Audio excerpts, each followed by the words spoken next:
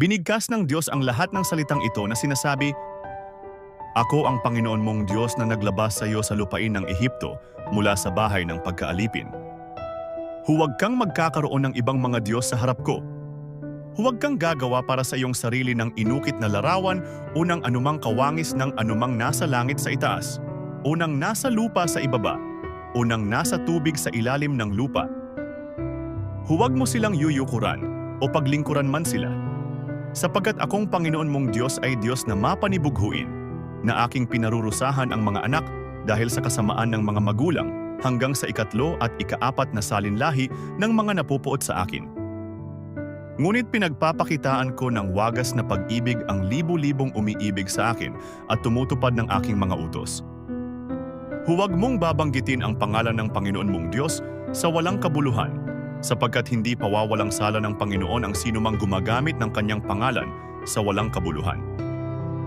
Alalahanin mo ang araw ng Sabath upang ingatan itong banal. 6 na araw kang gagawa at iyong gagawin ang lahat ng iyong gawain, ngunit ang ikapitong araw ay Sabat sa Panginoon mong Diyos.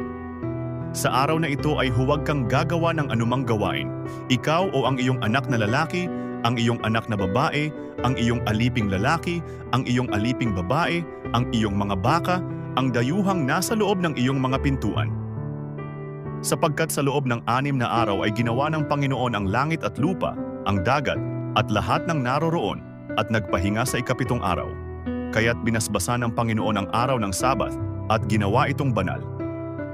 Igalang mo ang iyong ama at ang iyong ina, upang ang iyong mga araw ay humaba sa lupaing ibinibigay sa iyo ng Panginoon mong Diyos.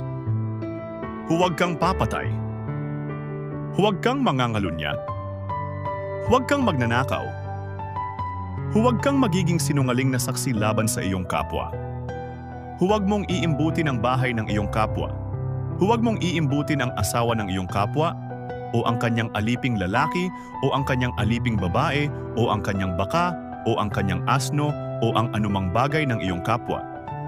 Nang masaksihan ng buong bayan ang mga kulog at kidlat, ang tunog ng trumpeta at ang bundok na umuusok, ay natakot sila at nanginig, at sila'y tumayo sa malayo.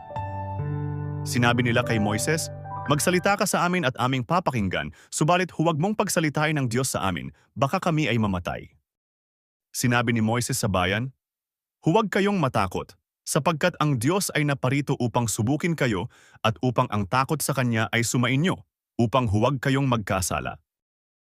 Ang taong bayan ay tumayo sa malayo, at si Moises ay lumapit sa makapal na kadiliman na kinaroroonan ng Diyos.